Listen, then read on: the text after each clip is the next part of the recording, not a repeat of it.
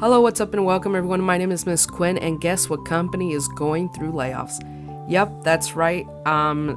Things are not looking good for Twitch.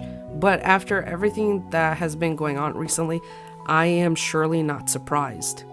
But before we get started, I know I am very late to the party. You guys know I have been sick. My voice has not been that great while I was sick, even when I wasn't sick anymore. And more news came out, like Ubisoft and things of that nature, so I had to come out with that first before doing this one. But hey, I'm finally here. Also, at the end of this video, I did do an interview through Twitter message with a mutual friend who has permanently switched from Twitch to Kick. So if you guys can please stick around for that, it will mean so much to me. Anyways, guys, I am not joking. Twitch announced on January 10th that they will be laying off 500 people, which is the equivalent to 1/3 of its staff. And yes, that makes me really upsetty spaghetti, but it mostly makes me upset for the people that lost their job. However, like I said in the beginning, it doesn't surprise me. Twitch has already had years of biting the cost of running things in South Korea, to the point where they'll be leaving South Korea on February 27th of next month.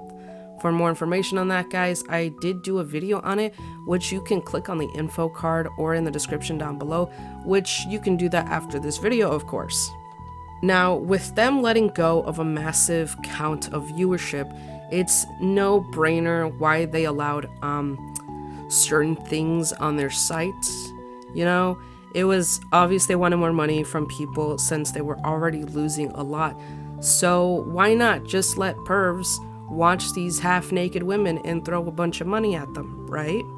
Which, guys, I also made a video on, but my thoughts are unscripted, and if you decide to watch that, I am sorry, but I am showing my face in that video, so beware of that. But Twitch has been losing a lot. On January 11th of this year, CEO Dan Clancy streamed on Twitch to answer many questions that people had.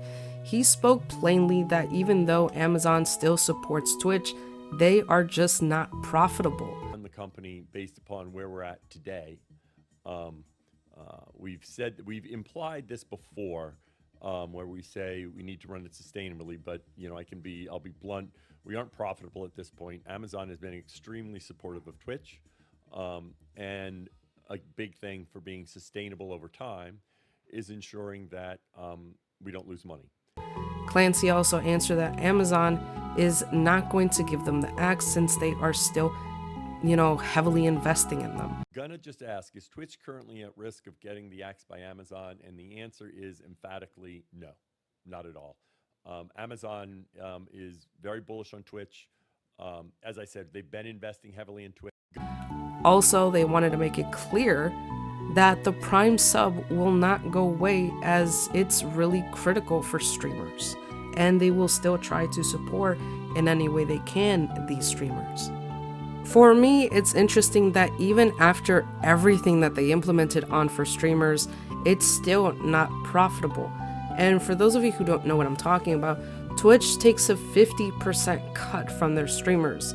So everything from down to the subscriptions, down to the ad revenue, all of that is a 50-50 cut, not like the Kick with the 95-5 cut.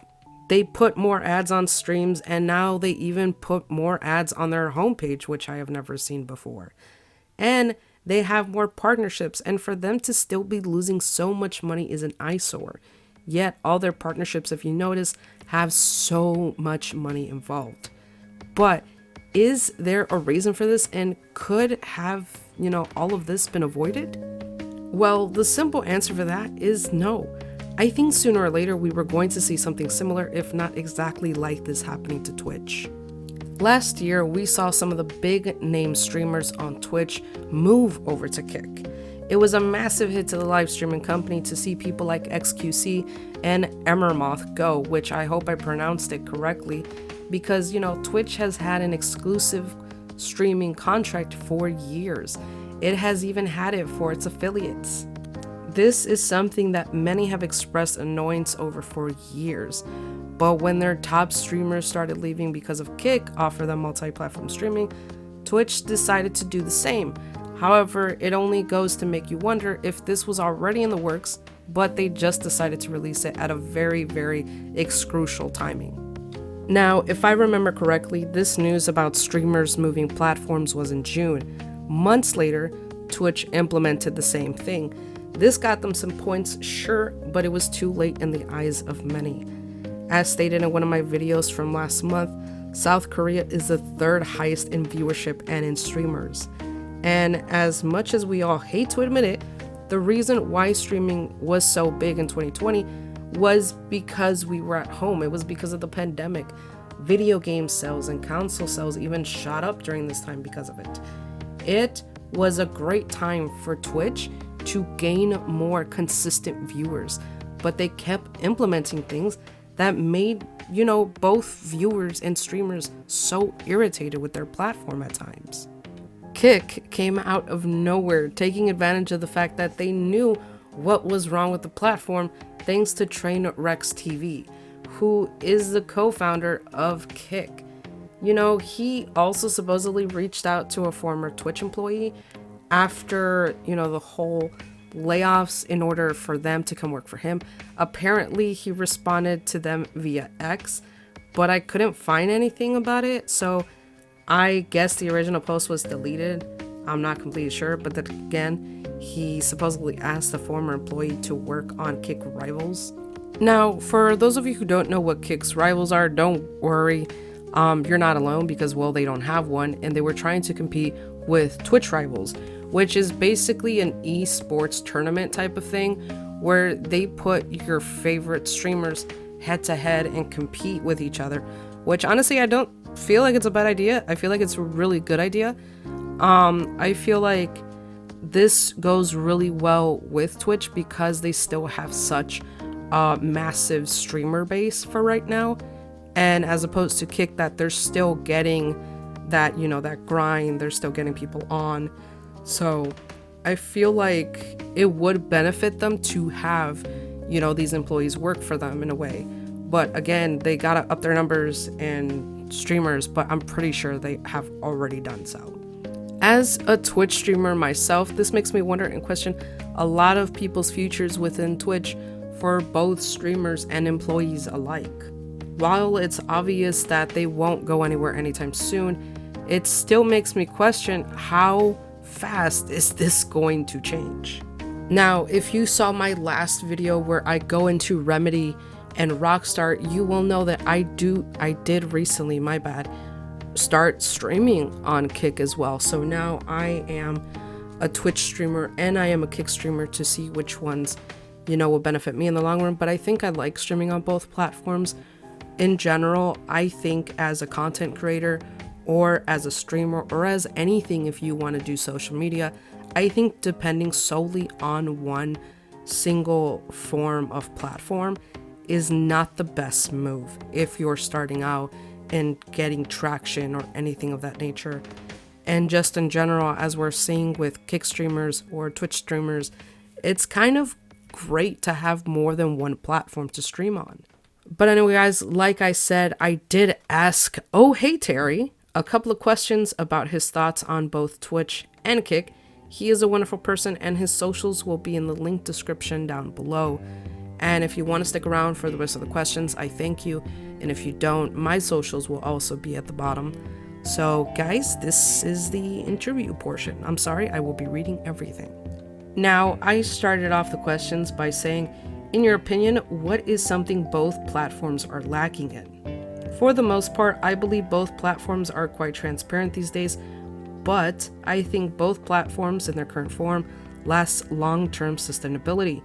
We all know Twitch has yet to be profitable, and now Amazon is on their backs to turn that ship around. And Kick, I fear, won't be sustainable long-term due to its high revenue share and no ads. I know that they do eventually want to bring advertising to the platform along with faster revenue split, but right now I can only assume they're fueling money from stake to keep the platform going, which is fine for now, but I'm sure they're making billions from their gambling platform, but a few years in the future, who knows? Now, with him responding that way, I couldn't help but ask, Do you think Twitch implemented multi-platform streaming a little too late? And he responded by saying, too late? No. Stuff like that has to have been in the works internally for months before it was announced. Not just overnight decision, you know? But in that respect, in my opinion, they should have done it years ago. But back then, there was no true competition. And I 100% agree with him. I think it took competition in order for it to kind of light a fire underneath them, you know? Do you think people should take advantage of Kick's growing viewership? And he responded, the way it sits now, definitely. After officially announcing your permanent move from Twitch to Kick in a video, do you have any fears that it might not be a permanent home for you? Of course, I'm always a little worried about Kick as a whole, mainly because of how volatile the industry is, same for Twitch. As of February 27, Twitch will be leaving South Korea, which is their third biggest in viewership. Do you think this will mostly impact affiliates more or partnered streamers? Unfortunately, it will affect them both just the same because they won't have a platform anymore.